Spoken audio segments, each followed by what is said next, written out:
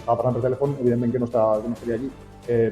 Jo tinc la moïda de quan va arribar, que vos he dit que davant una investigació judicial, quan me faig anar clar, pues aniré a dir-ho, però que insistís que els portavols han dit el que ha dit jo en la comissió i jo no estic sentint-ho. Al final, jo crec que això està suficientment ja clar.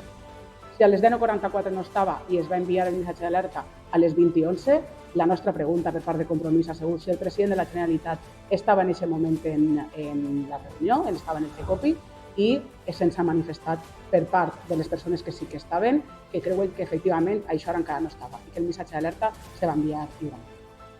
La polémica está abierta. ¿Qué tal? Buenas noches, bienvenidos. Son declaraciones de los portavoces del Partido Popular, Vicente Mompó y Dolors Aviñó, de Compromís en la Diputación de Valencia, Comisión de la Dana, que ha comenzado hoy.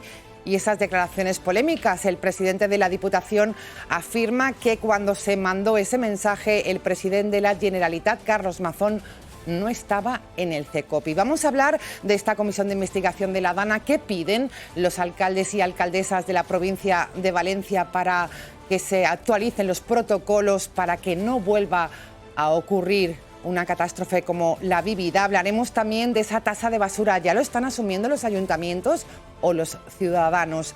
Y, cómo no, hablaremos también de la consulta sobre la lengua, porque ha arrancado hoy con problemas informáticos incluidos, pero según datos de la Consellería se está produciendo con total normalidad. Libertad educativa. Todo ello hoy en esta mesa de alcaldes y alcaldesas.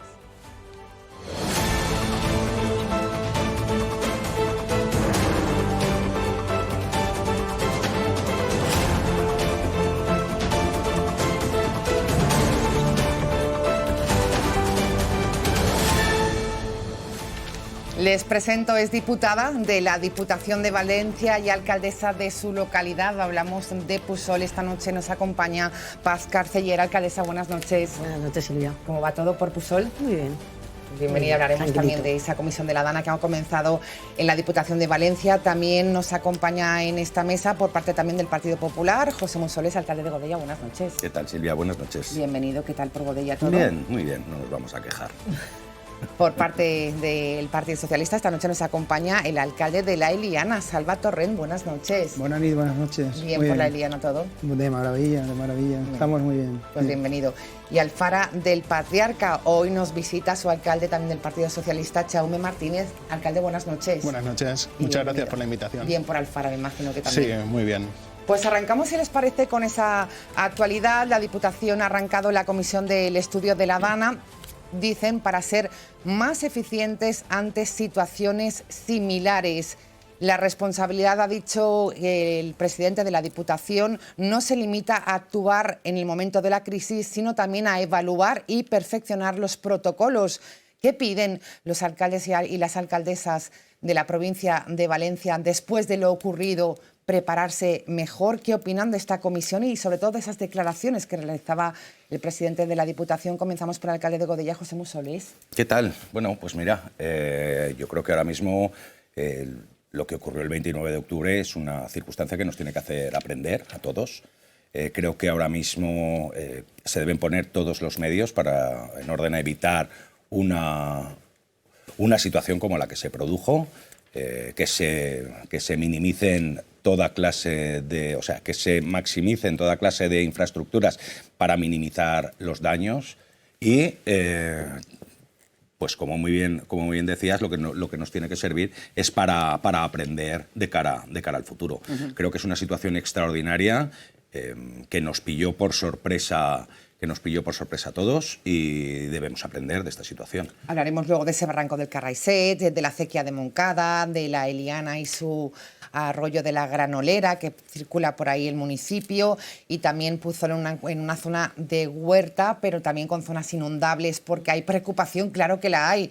¿Qué están pidiendo los alcaldes y alcaldesas? Pero, alcalde de La Eliana, su opinión al respecto también de lo que tenemos que aprender y sobre esas declaraciones que hacía Vicente Mompó. Bueno, lo primero de las declaraciones del presidente de la Diputación, pues yo las tengo que calificar como sorprendentes, ¿no? Al final estamos viendo que van cambiando versiones día sí, día no, y eso creo que no es bueno. Yo creo que hay que ser transparentes y decir la verdad, porque al final la verdad va a tener que salir. De todas maneras, yo creo que ahora lo que tenemos que hacer es estar por lo que tenemos que estar con los pueblos afectados, la reconstrucción, y tiempo habrá porque los tribunales ya han abierto los procesos judiciales y por lo tanto yo creo que ahí al final sabremos si nos dicen la verdad, si nos dicen mentira, quién es responsable, si la EMET, el Gobierno de España, si el Gobierno de la Generalitat, pero al final eso, yo sorprendido por esta declaración del presidente Montpó, porque cada día nos cuentan una cosa diferente. Alcaldesa, sí, no sé si quería decir algo más. Sí, y luego lo que quería comentar es el tema de lo que estamos diciendo. Al final, esto de la Dana no es un capricho, al final es verdad que existe un cambio climático, que existen unos periodos que no llueve, que existen periodos donde hay lluvias torrenciales y por lo tanto tenemos que cambiar nuestra forma de actuar. Es que esto ha pasado, pero va a volver a pasar. Por lo tanto, yo creo que tenemos que aprender que no podemos construir en zonas inundables, que yo creo que eso son cosas muy claras.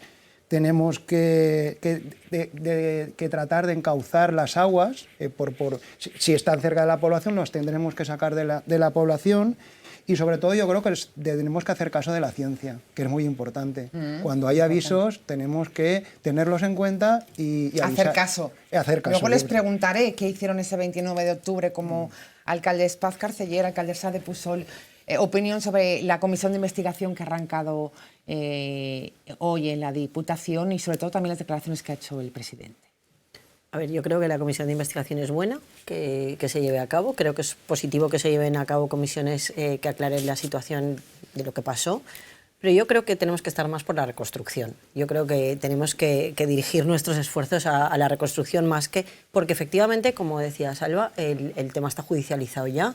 El juzgado de Catarroja ya tiene o está pidiendo por lo menos y ya dictó algún auto y está pidiendo la documentación pertinente y por lo tanto será la jueza la que determine si ha habido responsabilidades o qué tipo de responsabilidades ha habido o si no las ha habido y de quién. Entonces...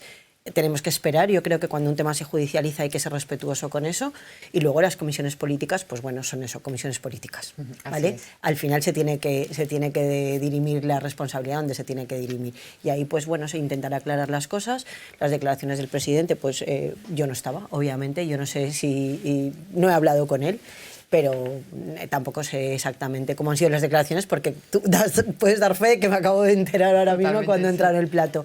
Y en cuanto a las medidas que tenemos que tomar los municipios, yo creo que nos tenemos que concienciar de que las obras en temas de aguas y de encauzamientos de barrancos son importantes. No es lo que más nos gusta a los alcaldes y alcaldesas, porque es verdad que son unas obras que no tienen una visibilidad ni es algo a lo mejor excesivamente positivo para el pueblo porque no se ve, no es políticamente llamativo y es, a lo mejor ahí entono el mea culpa por la parte de lo que nos gusta a los alcaldes, a lo mejor para lucirnos un poco más, pero son importantes. Yo creo que todas esas obras se tienen que llevar a cabo a la mayor brevedad y además tenemos que poner en marcha todos los municipios los planes de emergencia. Es decir, los CECOPAL, etcétera, etcétera, tenemos que saber cómo funcionan, que parecía que todos teníamos planes de emergencia, pero si somos realistas, todos los teníamos ahí un poco aparcados y abandonados. Y ahora se están convirtiendo en prioridad. Efectivamente, ahora mismo son una prioridad. Jaume Martínez, alcalde de Alfara del Patriarca, opinión al respecto de esas declaraciones que nos han sorprendido de Vicente Montpó, de cuándo llegó o no el presidente de la Generalitat al CECOPI. Sí, efectivamente, como los compañeros y compañeras de la mesa acaban de decir, pues ha sorprendido un poco estas declaraciones del presidente de la Diputación. Y bueno, ponen sobre la mesa un poco que parece ser que ni en el CECOPI ni en otros momentos importantes del día el presidente estuvo seguramente donde tenía que estar, que es en la emergencia. Respecto al futuro, que yo creo que es a lo que tenemos que caminar con paso firme, en momentos de reconstrucción, de más unidad que nunca. Yo sí que echo de menos y que posiblemente también sea en lo que haya que trabajar, en una verdadera coordinación intermunicipal, en una verdadera coordinación entre municipios más allá de nuestros límites, porque efectivamente la Dana se dio en el municipio de Aguas Arriba y llegó hasta el Horta Sud inundándolo todo cuando hemos comentado antes que no llovía. Y sí que hace falta, pienso que mucha más coordinación en las emergencias. Creo que todos tenemos un papel importante. Los planes son documentos muy importantes que muchas veces quedan apartados o quedan en un segundo plano, y creo que sí que merecen el desarrollo importante que tienen que tener. Y no podemos olvidar que nos encontramos en un momento de emergencia climática, de cambio climático, y que se caracteriza especialmente por esa imprevisibilidad, y que debemos prepararnos concienzudamente para recibir. Mayor coordinación, es decir, entre todos los alcaldes y la provincia y la comunidad, porque que no dependa de una decisión de un alcalde. Me decía el alcalde de Godella que no sabían cómo proceder aquel día, suspendían clases, no lo hacían. José Musoles, además hablamos de un municipio que tiene, me decía, cerca de 13.000 alumnos que a diario van al municipio. Fue un día complicado. O sea, yo el día 29 lo recuerdo muy bien, fue un día muy complicado, porque además la alerta que se vivió ese día era una alerta meteorológica. La alerta roja al final, que se declaró ese día, se estuvo, por ejemplo, en el municipio, entiendo que todos los municipios de los que estamos aquí, estuvo en contacto con emergencias, con policía local respecto de la forma de actuar. Pensemos, voy a poner el ejemplo Godella. Godella era un momento complicado porque pensemos que el municipio tiene cerca pues, de 13.000 alumnos, más o menos. Entonces, el movimiento de ese día podía, si se hubiera producido en Godella a una hora no a la que se produjo en Utiel o en Chivas, que eran las 7, 8 de la mañana, se hubiera producido a las 10, 12 de la mañana, que estaban los colegios en marcha, hubiera supuesto un problema muy, muy, muy importante. ¿Vale? Entonces, ese día ¿qué ocurría? ¿Qué información se estaba recibiendo en los ayuntamientos? ¿Con qué armas trabajabas? Pues, al final trabajabas con lo que te estaba facilitando Policía Local, Protección Civil, emergencias. Allí fue una situación complicada porque debido a los alumnos con los que trabajamos con la Policía Local era decidir si en ese momento se cerraban o no se cerraban los colegios. Las previsiones era que la alerta roja iba remitiendo a lo largo del día, y que no había una previsión de que en la zona de Godella lloviera, por lo que en ese momento se decidió no cortar colegios ante la incertidumbre que hubiera podido pasar. ¿Fue la decisión acertada o no? Pues no ocurrió nada. Pues entonces puedes decir que la decisión fue acertada, pero en otros sitios es que podía haber ocurrido totalmente el contrario. Y una cosa que hemos de tener en cuenta, que quizá esto nos ha hecho aprender. Alertas rojas en los últimos, no sé, 10, 15 años han habido unas cuantas. Y nunca se ha hecho el caso que debiéramos hacerle. Totalmente de acuerdo. Ahora posiblemente hemos aprendido de una alerta roja, pero es que hasta hace 10, 15 años nadie hacía el caso que se debiera hacer una alerta roja. Nos desplazábamos a los trabajos. Yo recuerdo el 29 como un día absolutamente normal de trabajo. ¿Sí? Absolutamente normal. La única es que ni nos planteamos cerrar los colegios el 29. O sea, así como otras veces, y sí que hemos comentado en algún chat que tenemos de alcaldes nuestro y tal, oye, ¿qué hacemos? O yo voy a cerrar porque yo tengo colegios que vienen muchos autobuses, como el Caston, el Americano, el Alfinach. Quiero decir, y decidimos que no se cerraban porque la situación meteorológica era absolutamente normal y la alerta iba remitiendo. Es más, yo no recuerdo que lloviera una cosa exagerada. No. Yo, por ejemplo, en la zona del Hortanor, la zona del Hortanor no llovió. En la Aliana 37 litros cayeron ese día, recuerdo. ¿Suspendió colegios? Vamos a ver, nosotros porque esto se sabía que había una dana. Entonces nosotros nos reunimos, tenemos una comisión de emergencia que siempre cuando nos anuncian que hay una dana nos reunimos.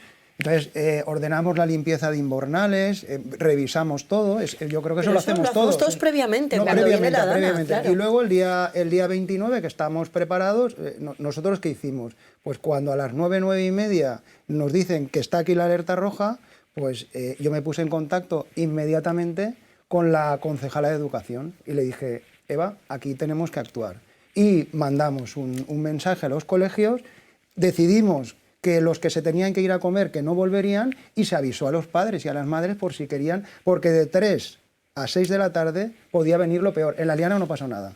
Pero yo creo que lo que tenemos que hacer es ser precavidos y adelantarnos a lo que puede pasar. Más vale que sobre que falte. Claro, yo creo que pero ese es el mensaje que tenemos que hemos aprendido ahora. que hemos aprendido, creo yo. Lo que yo recuerdo de ese día, porque ahora ya hablamos a hechos consumados de lo que ha ocurrido. Claro. Tenemos que pensar lo que teníamos encima de la mesa, exacto. Y encima de la mesa, yo creo que la mayoría de alcaldes de todos los signos políticos lo que hicieron fue adoptar las medidas ordinarias que se suelen adoptar respecto de temporales así. Es decir, parques cerrados, edificios municipales cerrados, se va avisando a la población que tome precauciones, se da aviso a Protección Civil para que esté alerta, la policía local se le da aviso y se les pone en situación de alerta para actuaciones que tengan que hacer. ¿Qué ocurrió ese día? Que estando todas las medidas previstas, en la zona de Hortanor no llovió. No llovió, es verdad. Pero el movimiento, o sea, muchas veces lo que te planteas, y hablo por ejemplo por Godella, el hacer desplazar, o sea, el hacer un movimiento en una situación así, cuando ya estaba entendemos la normalidad porque habíamos hecho un día normal, mover a 13.000 personas es que no es una situación fácil. Complicada. No es una situación Alfara del fácil. Patriarca, alcalde, ¿cómo fue ese 29 de octubre y qué medidas tomó previas? Pues el 29 de octubre, como el resto de compañeros, pues lo recuerdo como un día prácticamente normal, en el que Alfara del Patriarca dejó de llover aproximadamente a las 6 de la mañana sin caer grandes precipitaciones, un día nublado como cualquier otro, y sí que es cierto que mirando la previsión meteorológica, pues estábamos en alerta, creo recordar, amarilla, cambió enseguida a naranja, y daba pie a que se pudieran cumplir ciertas previsiones meteorológicas que venían acercándose o que venían siendo avisadas. En un momento determinado cambia a roja, pues sigo la EMET y estaba en el despacho, y entonces para también la comparación entre los municipios grandes y pequeños, es verdad que no tenemos tantos recursos y aquí tiras de teléfono y a ver qué es lo que hace el alcalde de al lado, el municipio de al lado. Cuando cambió a roja me comentaron que que se cerraba. Nosotros recibimos una comunicación de la Universidad Cardenal Herrera CEU y que a partir de la 1 preveían que pudiera venir, como han comentado, el grueso de las precipitaciones o de la alerta y que progresivamente que fueran pues yéndose a casa en previsión de. Nosotros decretamos, o decreté un decreto de la alcaldía de cierre de los centros educativos comunicándolo a los mismos centros, y aproximadamente a las 11:30, 12 de la tarde ya no quedaba centros educativos abiertos en Alfara del Patriarca. Correcto. Por cierto, Liliana, sí. Por una cosa que quiero apuntar respecto de lo que se ha dicho, era las previsiones que habían respecto de ese día. O sea, la alerta roja estaba respecto de una previsión de unos 150, 180 litros. No, la alerta rosa, cuando hace de mínimo 180 litros. Que es verdad que tenemos que poner sobre la mesa que esto ha sido una catástrofe. Eso es aparte. Pero cuando se habla de 180 litros, es el mínimo que puede pero caer. que es mucha cantidad. Pero hasta que pasa. Claro, hasta que pasa. Por supuesto, aquí como siempre es hasta que pasa. Es lo normal. Pero lo que yo quiero decir es que las previsiones que habían, las alertas meteorológicas, que quiero decir, eran meteorológicas, no eran hídricas, que era luego lo que ocurrió. Las previsiones meteorológicas eran 180, se supone a partir de 180, pero no se preveía, salvo en el caso puntual que fue en la zona de Chiva, en la zona de Utiel, que cayeron 800. Es que no se prevé, no teníamos una previsión en los municipios de lo que iba a venir. El alcalde de la Liana nos decía también que tiene, bueno, pues en la Liana está el centro de emergencias con unos técnicos con una capacidad importante, nos decía. Efectivamente. Yo quería sacar pecho un poco de esta Yo parte. A los técnicos los conozco de muchos años, porque han estado con el anterior gobierno del PP, con el gobierno del Botanic y con el gobierno ahora del Partido Popular. Y son técnicos muy fiables. Son técnicos muy fiables. Yo no estuve en esa reunión, no estuve en el CECOPI, no sé lo que pudo ocurrir, pero la verdad es que me sorprendió bastante. Bueno, pues como decía la alcaldesa, esto ya está en manos judiciales. Los dos relatos, el gobierno central, la culpa la tiene el gobierno autonómico, y el gobierno autonómico que dice que la culpa es del gobierno central. Lo veremos. Quería, para terminar con el tema de la Dana, ¿qué pide el alcalde de Godella? Porque según datos que me pasan mis compañeros, está localizado en medio de la huerta, no se han registrado inundaciones significativas a lo largo de su historia, pero pasa por ahí la Real Acequia de Moncada. ¿Hay preocupación después de lo ocurrido? Vamos a ver, por la Real Acequia de Moncada no. Vamos, el Godella tiene otra serie de problemas más allá de la acequia de Moncada, como puede ser el encauzamiento de las aguas pluviales hacia la zona de Palmaret Norte y Palmaret Sur. Son unas obras que ya se ha empezado a hablar con la Dirección General del Agua, es unas obras que afectan tanto al municipio de Burjasot como al municipio de Rocafort, municipios vecinos y limítrofes con el municipio de Godella, que lo que tenemos que hacer es un encauzamiento de aguas allí para darle una salida a efectos de evitar las inundaciones en el municipio, en los municipios. Entonces estamos ya tratando con la Dirección General del Agua a efectos de un proyecto ya existente para encauzar todas las aguas de la parte alta del municipio, encauzarlas hacia la zona baja y darles una salida que no suponga ante una avenida de agua como la que, ya no como la que se produjo el día de la Dana, sino incluso posiblemente con una cantidad bastante inferior. En Godella tenemos problemas de inundación, entonces necesitamos empezar a actuar y empezar a volver a poner en marcha los proyectos que se dejaron un poco en un cajón para el encauzamiento de aguas del municipio. Paz Carceller, ¿qué se pide desde Pusol después de lo vivido? ¿Preocupación por el barranco? A mí me pasa un poco como a Pepe. No tenemos una gran preocupación porque es verdad que teniendo zonas inundables no se... Tiene que llover mucho para que algo colapse. Y cuando hablo de colapso es el corte de circulación en un momento puntual o en un momento dado, por ejemplo, en la zona de Guardia Civil siempre se inunda porque hace un badén y entonces ahí hay que desviar y hay que hacer una obra importante que está presupuestada ya en los presupuestos de la Generalitat Valenciana, el proyecto está ya prácticamente terminado y esperamos poderlo hacer en estos próximos años, esa obra que además sería, claro, no es que pase nada grave, pero sí que nos cierra la entrada del pueblo por la UE21. Entonces ahí es la problemática de que tienes que desviar el tráfico y todo tirarlo por arriba. Pero bueno, son situaciones menores. El barranco del Puig está ya desviado. Las obras, también se hicieron unas obras de canalización de pluviales que bajan desde la Sierra Calderona y desde urbanizaciones, con lo cual en Pusol está todo bastante controlado. No pasan grandes tragedias, que siga así.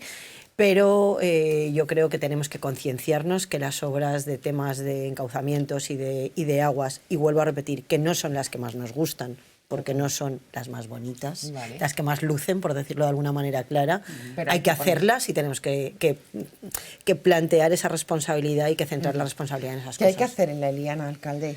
A ver, en la Eliana lo que tenemos que hacer es adaptarnos a la realidad. Y nosotros tenemos un barranco que es el barranco del barranco de Mandor. Se llama realmente barranco de Mandor. Entonces ahí nosotros tenemos unos PAIs que tenemos que modificarlos. Porque realmente si sube el agua podemos tener estos problemas que están teniendo. Por lo tanto, lo que tenemos que hacer es coger estos PAIs, estas zonas urbanizables y modificarlas. Pero yo sí que quisiera dejar sobre la mesa una reflexión. Aquí estamos diciendo que hemos aprendido de lo que nos ha ocurrido y que tenemos que cambiar nuestra forma de actuar. Entonces yo pongo en tela de juicio las políticas del gobierno valenciano, ¿no? Por el tema de la ley de la huerta, ¿no? La derogación de la ley de la huerta. Una ley de la huerta que va a permitir urbanizar terrenos protegidos, pasar de terrenos urbanizables a terrenos urbanos, con lo cual estamos creando más problemas. O podemos hablar también de este plan Simplifica, que nos colaron una disposición donde viene a decir que vamos a poder construir hoteles a menos de 200 o a 200 metros de la costa, cuando anteriormente estaban a 500. Es decir, si al final sabemos que hay un cambio climático, que esto va a ocasionar problemas, ¿por qué seguimos legislando de esta forma? Yo creo que eso tenemos que dejarlo sobre la mesa. Bueno, para alusiones, perdón, ley de la huerta. Es que lo de la ley de la huerta me ha matado. Lo a ver, siento, ¿qué pero quiero decir, Paz? O sea, es que como he sido representante tanto de la Diputación como de mi municipio en la ley en el Consell de l'Horta, es que me causas tú por tus palabras, Alba, lo siento. O sea, es que justamente ha sido la normativa de la ley de la huerta la que ha impedido que se llevaran a cabo las obras, muchas de las obras que se tenían que haber llevado a cabo en el Barranco del Pollo, en el de las Aletas. Es decir, claro, es que cuando hablamos del Consell de l'Horta, yo me enciendo, lo siento, porque es que hemos vivido una situación absolutamente insostenible. Insostenible porque todo lo que pasaba por el Consell de l'Horta se paralizaba. Y doy fe. Y doy fe porque soy la representante de la Diputación. Ahora ya se ha disuelto. Gracias a Dios. Ya estaba bien que eso se disolviera. Porque que sea todas las tramitaciones de todas las obras, de todos los permisos, de todo lo que se tenía que hacer en territorio protegido, que es mucho, que estaba el PAT, todo tenía que pasar por el Consell de l'Horta. Y aquello era un caos. Un caos. Entonces, lo que no entiendo es que al contrario, es que si no hubiera existido ese Consell de l'Horta y esa ley de la huerta que ha paralizado tantas cosas... Pero con esta derogación está claro que el suelo urbanizable pasa a ser a suelo urbano y que si es suelo urbano vamos a poder construir. ¿Eso está claro o no? Bueno, a ver, es que estás mezclando, yo creo que estás mezclando cosas, ¿vale? Yo creo que una cosa es lo de la construcción en suelo urbano, suelo urbanizable, que es otro tema. Y luego, y además tú has hablado de la playa, y otra cosa es la paralización que ha supuesto la propia ley de la huerta en la realización de determinadas obras. Y ahí, claro, o sea, que ahora vengamos a defender la ley de la huerta, yo creo que es mucho más asumible esta ley que se ha aprobado ahora que la que había y que va a agilizar un montón todo el tema de obras. Pues discrepancias en la ley de la huerta. Le voy a preguntar enseguida por si quiere añadir algo. Claro, aquí para agilizar y para determinadas cosas, creo que justamente lo hemos puesto antes en común, que era un buen momento para repensar, tomar decisiones que nos puedan causar un perjuicio en el futuro.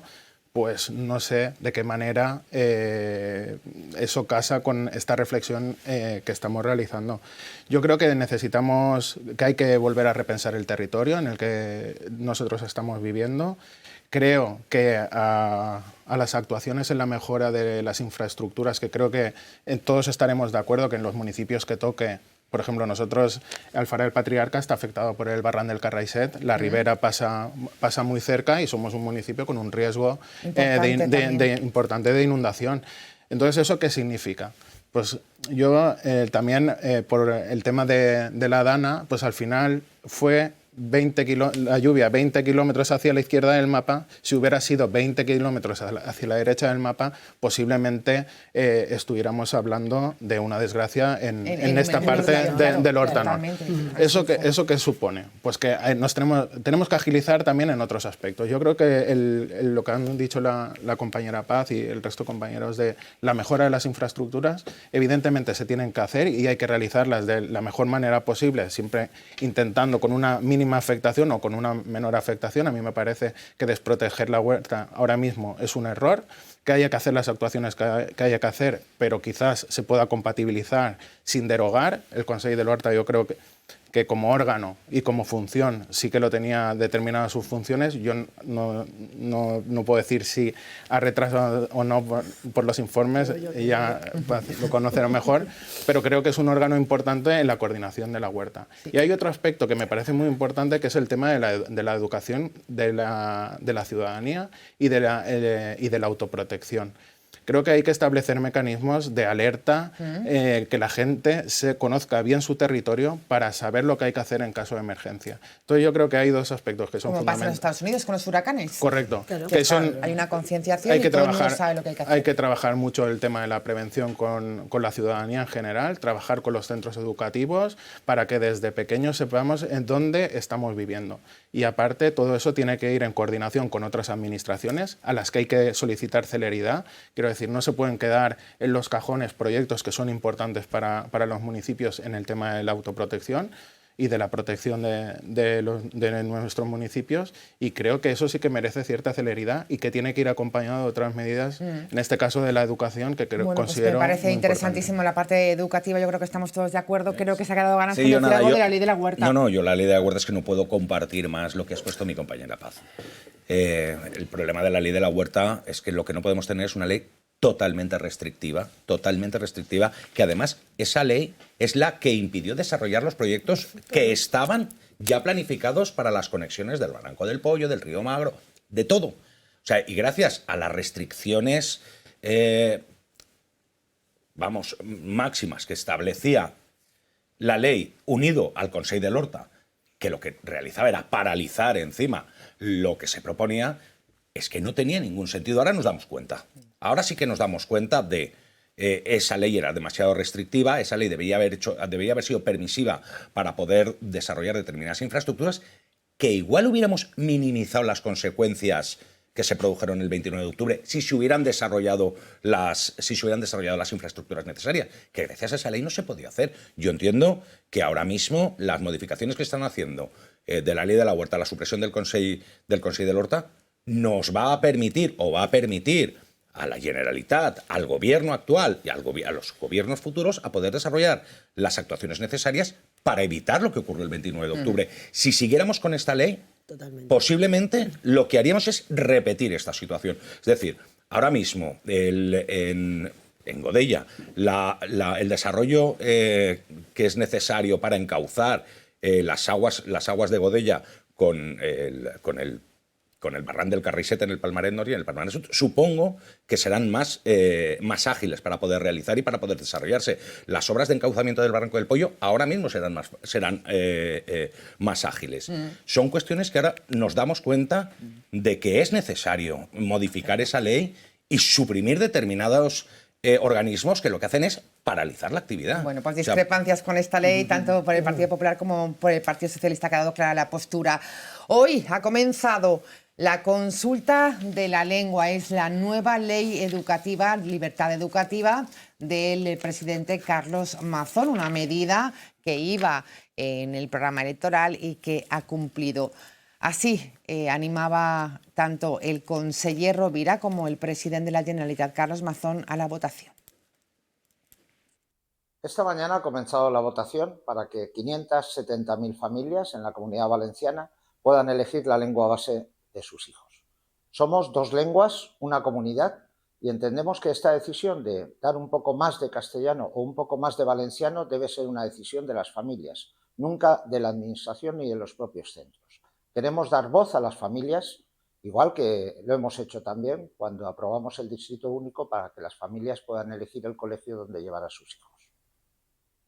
Hoy es el primer día del plazo, desde hoy, para que las madres y los padres con total libertad puedan elegir la lengua base de sus hijos de cara al curso que viene. Yo les quiero animar a que participen, les quiero animar a que hagan uso de la libertad que tienen, que hagan uso de la capacidad de decisión que tienen, que las familias por fin son protagonistas en la educación de nuestros hijos y que eso es fundamental, que ese paso hacia adelante con la libertad sea sin presión de ninguna clase, sea animarles a votar la opción que ellos elijan, que su decisión es sagrada para nosotros, que sea lo que sea que elijan, lo va a respetar. Ya no hay un despacho político de un partido político obligando a los ciudadanos a lo que se quiere desde la administración ni desde el gobierno, sino que son las familias las que tienen la última palabra en la lengua base, como también la tienen en la elección de centro, como también la van a tener y ya la tienen en la lengua a la que se quieran examinar también.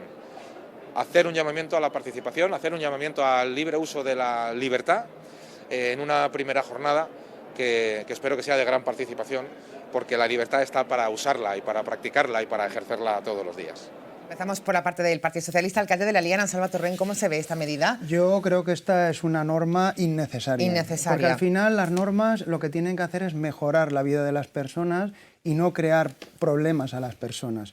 La lengua siempre es polémica. Sí, lo que pasa es que, claro, siempre se utiliza cuando se utiliza, ¿no? Y ese es el gran problema. Al final, yo creo que tenemos que sentirnos orgullosos de que tenemos dos lenguas, ¿no? Que podemos hablar dos lenguas. Entonces yo creo que con esta consulta lo que hacen es complicar la vida a las familias y lo que hacen también es una cortina de humo para poder, pues, que no discutamos sobre otro tipo de problemas. Nosotros desde el partido y desde el Ayuntamiento de la Liana pues manifestamos nuestra oposición a esta ley. Creemos que existe un estatuto de autonomía, que existe una ley de l'ús y de enseñament del valencià que dice muy claramente que el gobierno tiene la obligación de defender la lengua, el valenciano, que es la lengua minoritaria. Yo no creo que en este momento peligre el castellano en Valencia, en la Comunidad Valenciana. Si algo peligra es la lengua valenciana, nuestra lengua, Por lo tanto, yo creo que este tipo de discusiones no sirven absolutamente para nada y lo que van a hacer es, en definitiva, es pues, darle una vuelta de tuerca.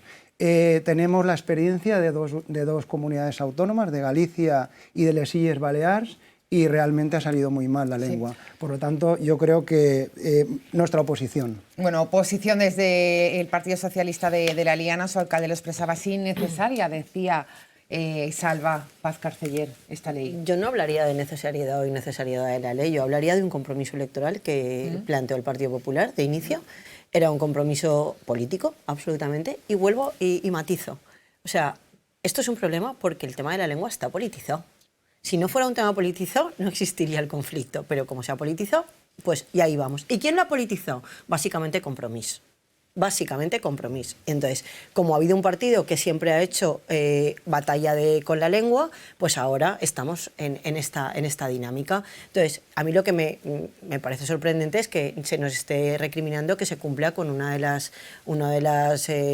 principales promesas electorales del Partido Popular. Entonces, el Partido Popular sale elegido con esto encima de la mesa y las familias le votan y es una de las cosas que se asume. Consulta que se tenía que haber realizado, perdón, Paz, antes de la Dana. Efectivamente, se retrasó todo con la Dana. Entonces, aquí el equilibrio, primero yo creo que la libertad de las familias a la hora de elegir en qué idioma quieren que estudien sus hijos es básica. Por lo tanto, yo prefiero que sean los padres los que decidan en qué idioma estudian los niños, o por lo menos en qué porcentaje de valenciano y castellano estudian los niños, que lo decida un consejo escolar o que lo decida un centro. Yo prefiero que sean los padres. Y para mí eso no es una carga a las familias, es un derecho de ejercer la libertad de que tus hijos estudien y equilibres el idioma en el sentido que tú quieras. Y luego me parece loable que esos porcentajes sean en el lenguaje. Es decir, había determinados centros con el 100% de valenciano que no se estaba cumpliendo, el equilibrio educativo. Sí, habían centros experimentales donde se daba toda la educación en valenciano y no se estaba recogiendo el porcentaje de castellano que se tenía que dar, y eso existia. Jo, sincerament, pense que és completament innecessari el moment.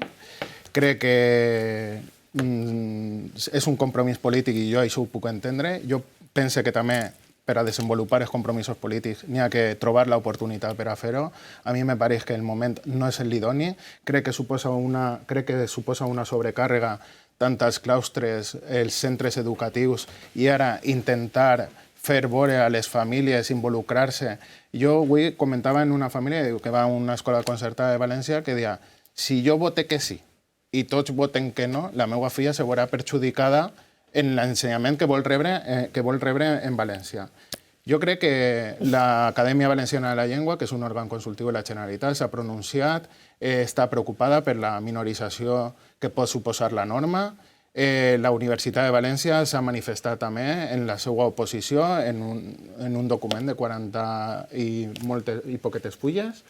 I jo pense que, sincerament, aquest compromís polític i de polititzar és diferent a solventar una problemàtica. Jo això ho puc entendre que sigui un compromís, però sempre poso el mateix exemple. Els meus fills van a l'escola pública del municipi i ells socialitzen completament en castellà. Ells reben una educació en valencià i socialitzen completament en castellà, pràcticament en el 100% de companys.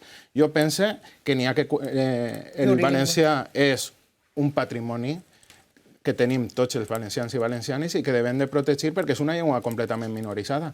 I això no és que ho diguem nosaltres perquè tinguem càrrecs polítics, és que n'hi ha estudis que així ho certifiquen. I, per tant, tenim que protegir a la llengua minoritzada. I entrar ara en un debat polític sobre una suposada llibertat educativa que no ho veig per cap puesto, encara que tinguem les famílies el dret suposat a decidir sobre una cosa que pense que en ocasiones tampoco han tan preparado. Nos falta escuchar al alcalde de Godella. ¿Está bien que los padres decidamos en la lengua en la que tienen que estudiar nuestros hijos? El tanto por ciento, porque claro, el valenciano no va a desaparecer. Es que ahí es de donde tenemos que partir. La nueva ley educativa no es que suprima el valenciano, es que establece unos puntos de compensación Ahora también existen esos puntos de compensación. No, pero hay una diferencia. Que con el Govern del Botànic y cuando se hizo los movimientos es cuando se determinó qué lengua era la que debería ser la lengua base en los colegios, sin contar con la opinión de quien recibía esa educación. Ahora que se hace al revés es como que es innecesaria. No, perdón, no es innecesaria. Esta es una cuestión un poco de libertad. Que dentro de los colegios sean los propios padres los que determinen en qué lengua se tiene que utilizar. O sea, qué lengua base es la que se debe utilizar en la educación de sus hijos.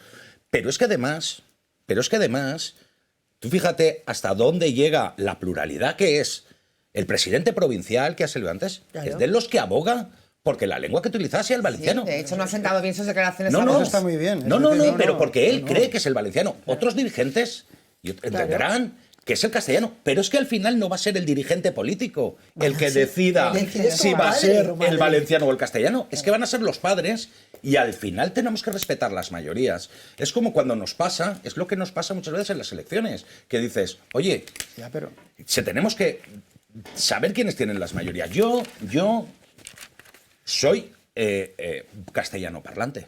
¿Entenderme? Yo soy castellano parlante. No pasa nada. Y yo en el colegio, que ya estamos hablando de la EGB, ya nos remontamos a muchos años, se estudiaba valenciano, incluso menos que ahora como asignatura. Y ahora mismo no se va a perder el valenciano. Yo creo que además el valenciano es fomento cultural. Pero no es una cuestión. El problema es que nosotros hemos decidido que la lengua es una cuestión política. Claro. Es una cuestión política. No, la lengua tendría que ser una cuestión de enriquecimiento cultural.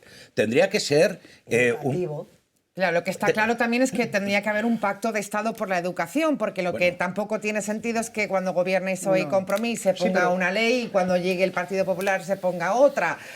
Yo creo que aquí estamos todos de acuerdo. En eso podríamos estar de acuerdo, pero el gran problema que hay en estas cosas es que cuando lo hace el Partido Popular es innecesario, es imperativo. Como siempre, Pepe. Cuando lo impuso desde el gobierno botánico era democrático, Mira, me estoy acordando de algo que ha dicho el alcalde de Alfara, Chaume, perdona.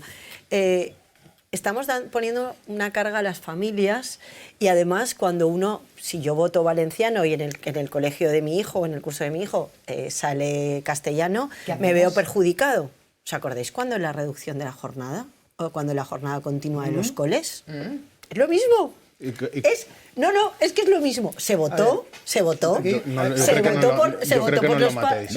Pero vamos a ver. Se votó por los padres y había padres, perdona Salva, había padres que decidieron que la jornada continua tenía que mantenerse y que implantarse y otros que no estaban de acuerdo pues porque por temas laborales o de conciliación no les venía bien. Y se asumió por todos y se asumió. Y ya está, y no pasó nada, ni las familias dramatizaron tanto, ni nadie hizo tanto drama. Recientemente hemos conocido un informe del Consejo Europeo de las Lenguas Minoritarias donde dice que la situación del valenciano es muy debilitada. Que la situación el Consejo Europeo de Lenguas Minoritarias, no el Consejo Europeo del Gobierno de España, de Europa. Y en Europa creo que es mayoría conservadora. Pues dicen que el valenciano está en una situación muy alarmante. A mí hablar de la libertad... ¿Qué tipo de libertad? ¿La libertad de tomarme una cerveza? ¿La libertad de Ayuso? A ver, la libertad al final es que la mayoría se va a imponer, como es lógico, a la minoría. Y a mí no me parece bien, porque yo, si quiero que mi hijo estudie en valenciano, ¿por qué tengo que permitir que tenga que estudiar en castellano? ¿No? Salva, ¿Y por qué no le preguntamos? ¿Y por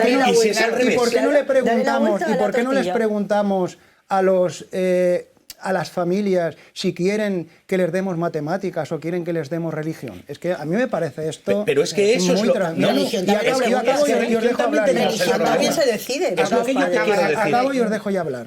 Y yo quiero recordar que desde la historia, desde la democracia, ningún gobierno, incluso del Partido Popular, se ha atrevido a tanto. Lo que ha hecho, porque los anteriores gobiernos del Partido Popular lo que han hecho es defender la lengua. Siempre lo han hecho, defender la lengua. Pero con esta ley se hace un ataque frontal al valenciano. Esa es mi opinión. No se hace un ataque frontal al valenciano. Se hace una decisión de libertad y de elección. La libertad. Vamos a ver, yo que soy, y además lo repito, yo que soy castellano parlante, y a lo mejor digo que mi hijo estudie en castellano, y va a un colegio donde sale como lengua base el valenciano, ¿qué hago? Dejarlo allí. Es que es lo mismo. Es que serán los padres los que deciden. Yo creo que al final es una cuestión de decisión de los padres, de elección. Tiene que decidir un consejo escolar por encima de los padres. ¿Y un político? Por eso están los consejos escolares. ¿Y un político? Tiene que decidir un político. ¿Qué es lo que se ha hecho hasta ahora? Se ha decidido, no. O sea, yo ya te hablo de consejos escolares. O sea, yo al final, esta es una cuestión que al final dices, yo la abro, la consulta a todos y que sean los padres los que decidan. deciden. Martínez? Sí, simplement és que jo penso que n'hi ha decisions que n'hi ha que valorar-les molt bé a l'hora de prendre aquestes decisions. Jo crec que les lleis educatives, la que estava vigent i el treball que s'ha fet en els últims 8 anys ha sigut sobre una llengua minoritzada sense eliminar qualsevol altra. Així no estem parlant de donar un espentonet. Jo crec que el castellà en esta comunitat autònoma és sabut per el 99,9% de la població. Que és el que debe ser. Clar, i nosaltres tenim dues llengües, una d'elles que té una especial protecció, perquè aixina ho diu la llei, y que té que continuar siguent aixina. Pero, Jaume, con esta ley, Salva, ¿con esta ley desaparece el valenciano?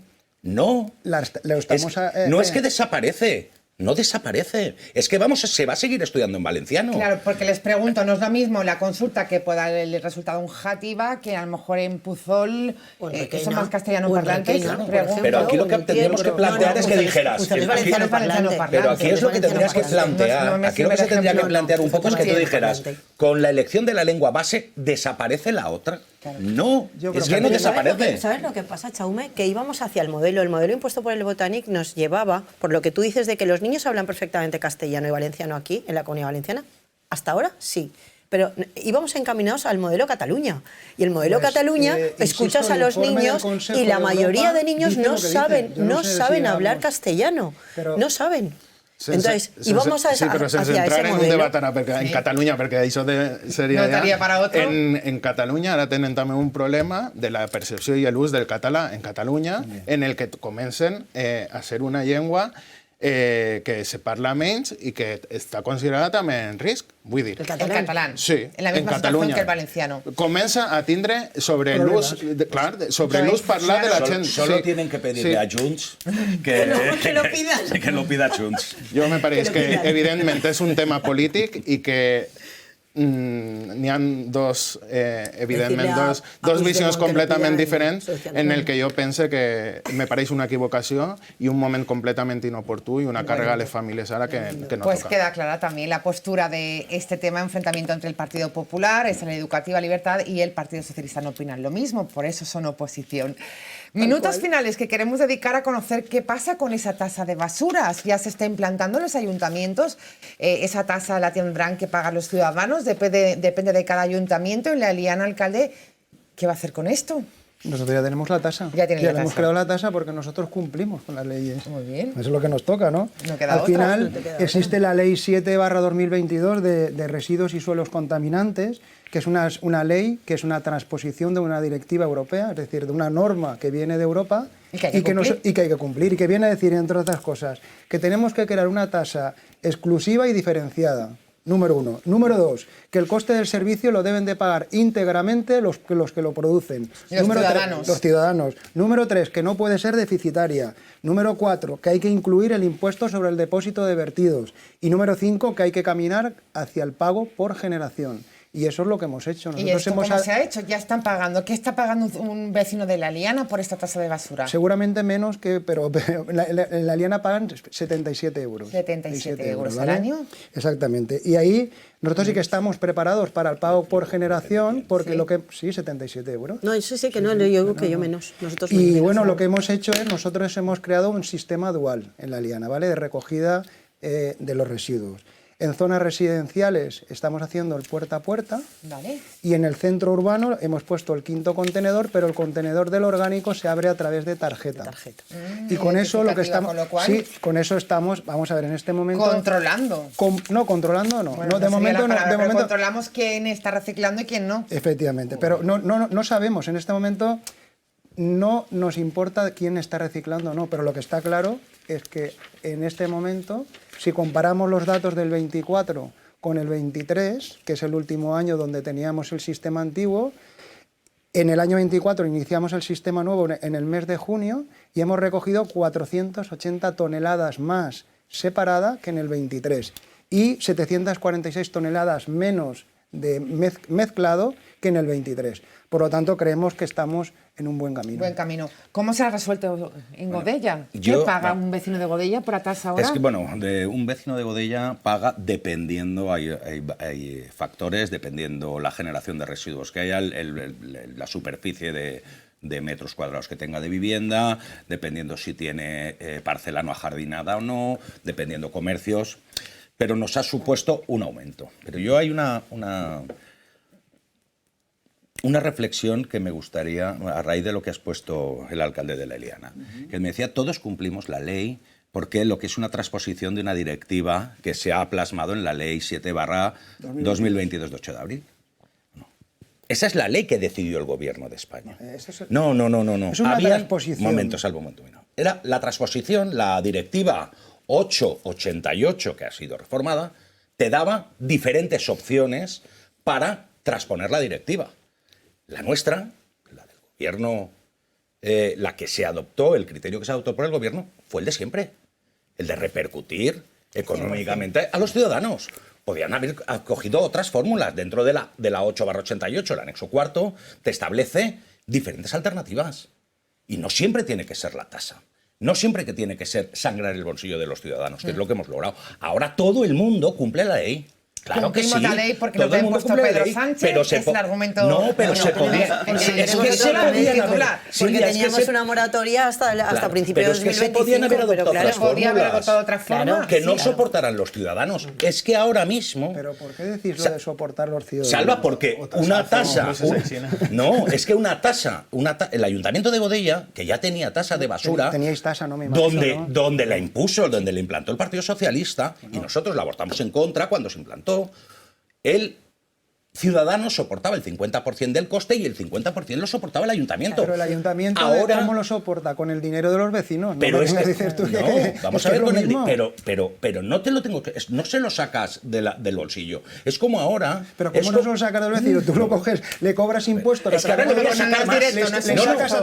Es que ahora le voy a sacar más. No tienes por qué Sí, sacarle le tengo más. que sacar No más tienes porque por para qué. cubrir el 100%, lo único que vamos a hacer en Godella es bonificar el IBI. Vamos a intentar compensarlo. Muy bien, eso está Vamos bien. a intentar compensarlo. En otros pueblos pero que no gobierna el puede Partido ser. Popular no lo han hecho. Pero lo que no puede ser es que todo sea repercutido al vecino. El gran problema que hay es que, como ahora, entiéndeme, es como ahora. En la gran discusión que ha habido en el gobierno de España con la tributación del salario mínimo. Es que es una cuestión que me decía, es que es muy dizquivo cuando oía a la vicepresidenta, a la vicepresidente. Montero. Que decía que tributar es muy de izquierdas, digo, entiendo porque soy de derecha. Estamos en los minutos finales. Es más, entiendo como muchos gente de izquierdas en ese aspecto Y me gustaría se siente más de derechas. escuchar el tema de tasa de basura, de la voz también de Paz y de Chaume Paz. ¿Cómo se ha resuelto? A ver, nosotros teníamos tasa de basura, la teníamos ya regulada.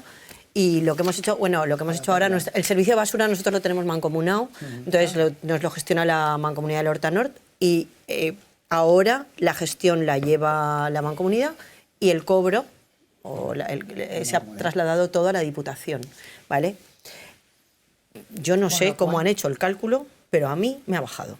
¿Te ha bajado el...? Sí, yo he pasado de 60 a 43 euros ahora en este año. A Habrá ver, que darle yo las creo que gracias esto... a Pedro Sánchez. No. Sí, sí, es porque el año fenomenal. pasado, y os lo voy a explicar muy fácil, el año pasado nosotros ya intentamos repercutir, como sabíamos que esto iba a entrar en vigor, y llegaba intentamos ya calcular el importe de la tasa conforme nosotros pensábamos que iba a ser, y luego, por unos recálculos que ha habido en la mancomunidad, nosotros es el municipio más grande de esa mancomunidad, nos ha beneficiado. No me preguntéis cómo he hecho el cálculo, mis técnicos de gestión tributaria dicen que está mal hecha.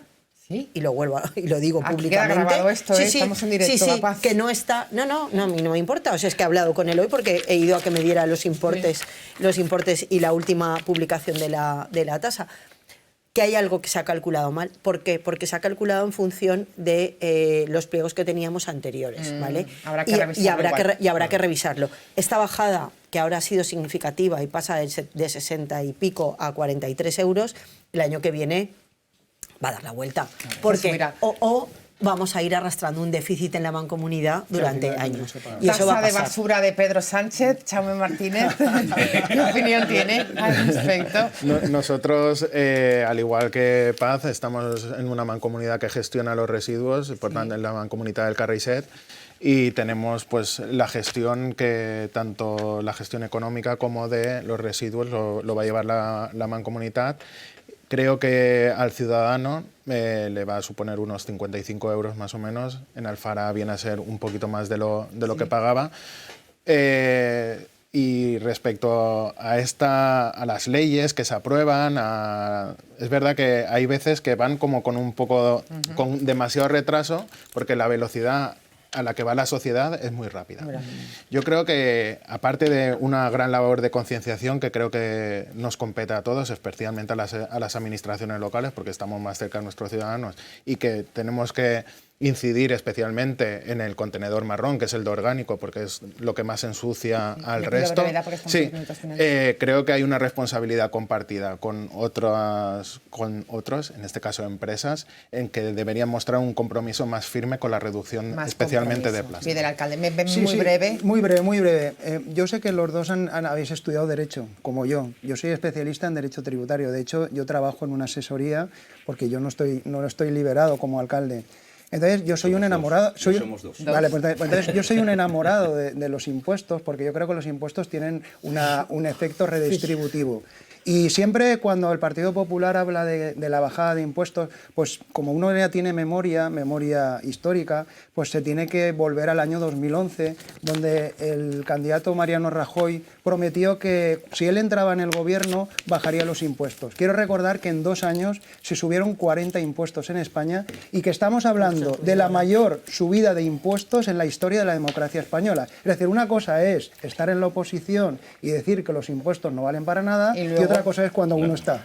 Pues se nos acabó el tiempo. Me dejas una un frase segundo, le dejo al alcalde muy de rápido. Godella. Es que a mí cuando oigo lo de los impuestos de Mariano Rajoy, el cambio... ¿De dónde veníamos? ¿De dónde veníamos, pero Salva? ¿lo subieron o no lo subieron? Salva, ¿de dónde veníamos? No, pero lo subieron o no. ¿De dónde veníamos? De los hombres de negro, de nuestro... Otro día hablamos de la quita también, que será entretenido. Bueno, pues esto se anima, estamos como para empezar otra vez. Pero aquí es lo que me ha llamado la atención cuando se habla de materia fiscal.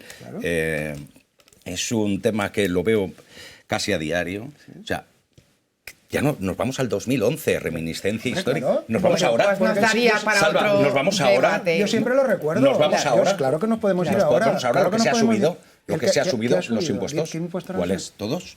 ¿Cómo que estamos, yo creo que el IVA es el mismo IVA que dejó el Partido Popular. No ha subido del 21%. No. Y lo que me ha llamado la atención, Hombre, que es de verdad... Porque los bajaron y ahora los han vuelto a poner. Por lo que estábamos haciendo, que al final, una vez más, es la tasa de basura de Pedro Sánchez. De Pedro Sánchez. Bueno, la tasa de basura de Pedro Sánchez. No es justo tampoco esto, pero lo vamos a dejar ahí. Alcaldesa de Puzol, Paz Carceller, gracias. Diputada, por haber estado con nosotros. Gracias. Buenas noches. Alcalde de Alfara del Patriarca. Gracias, un placer. Bienvenido, como siempre. Le esperaremos en próximas tertulias. Alcalde de la Liana, Muchas buenas gracias, noches. Y alcalde de Godella, gracias también. Silvia, gracias a ti. Buenas Buenas Así noches. terminamos. Mañana regresamos. A partir de las 9 nos asomamos a esta ventana llamada Ágora. Mañana recibiremos para conocer la política municipal de la localidad de Cheste. Estará con nosotros su alcalde. Buenas noches.